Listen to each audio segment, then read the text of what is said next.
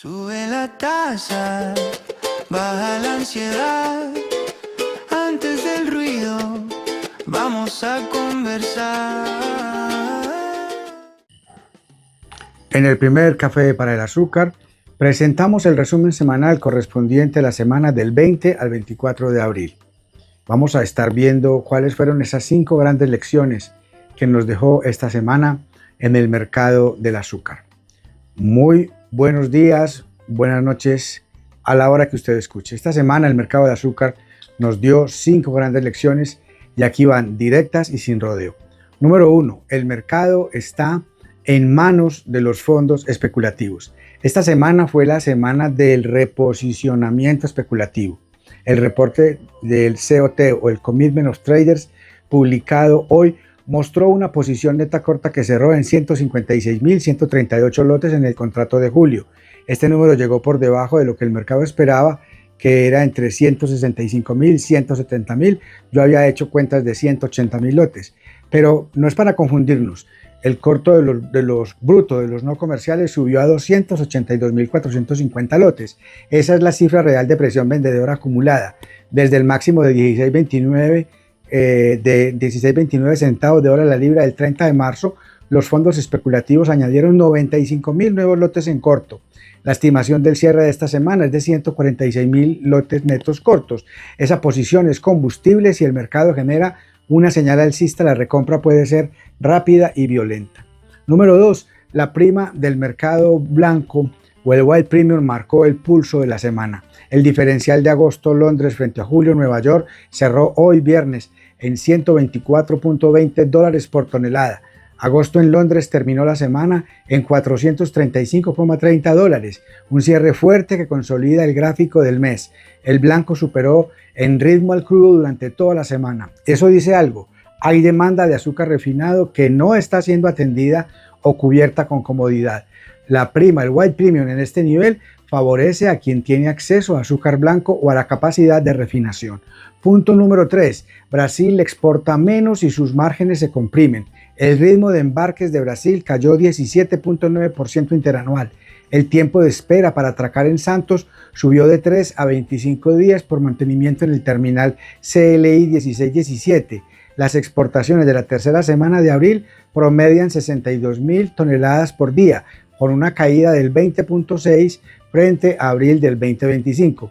Y hay un poco más. El real brasilero cerró hoy en 4,9539 por dólar, su nivel más bajo desde marzo del 2024, con una caída del 10% frente al dólar en lo que va del año. Eso se traduce en presión directa sobre los molinos, sobre los ingenios, las usinas. El precio equivalente del azúcar en reales cayó a 1.1548 reales por tonelada, una caída del 34% interanual. Las usinas arrancan esta cosecha 26-27 con márgenes muy bajos que no veían hace años. Punto número 4. Reapareció la demanda, la compra de parte de China y los fondos en Nueva York tienen que ceder para traerla.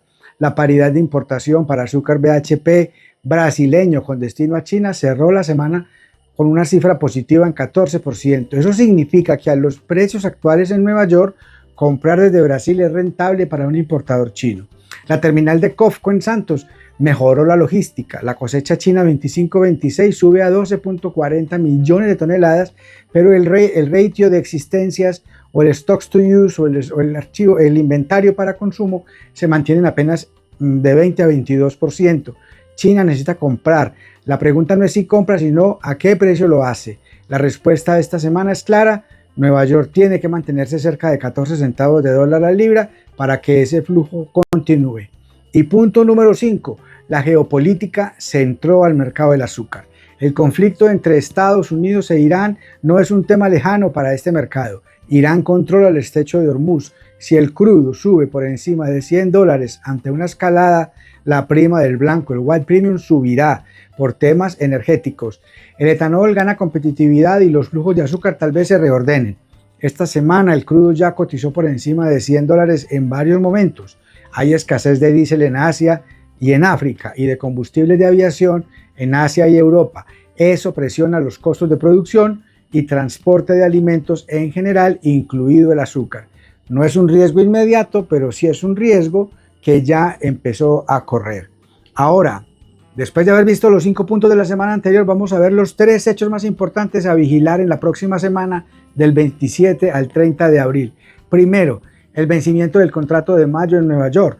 El interés abierto de mayo cerró esta semana en 60.779 lotes. Quedan pocos días de operaciones antes del vencimiento. La entrega incluirá principalmente azúcar de origen centroamericano y algunos orígenes no prioritarios.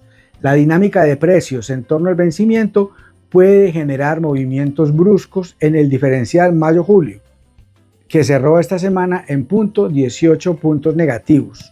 Es importante vigilar esto. Segundo, para vigilar la semana entrante, el inicio oficial de la cosecha 26-27 en Centro-Sur Brasil, con márgenes azucareros en mínimos históricos en reales y el etanol hidratado cotizando en 2.4485 reales por litro con presión bajista.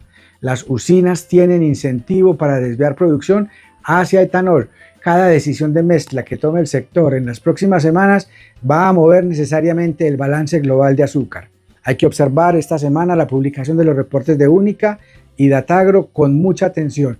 Y tercero, tenemos que seguir vigilando la situación en el estrecho de Hormuz, porque si el precio del crudo sube, si hay una escalada entre Estados Unidos e Irán, el crudo va a reaccionar primero, el etanol después y necesariamente el azúcar lo sigue.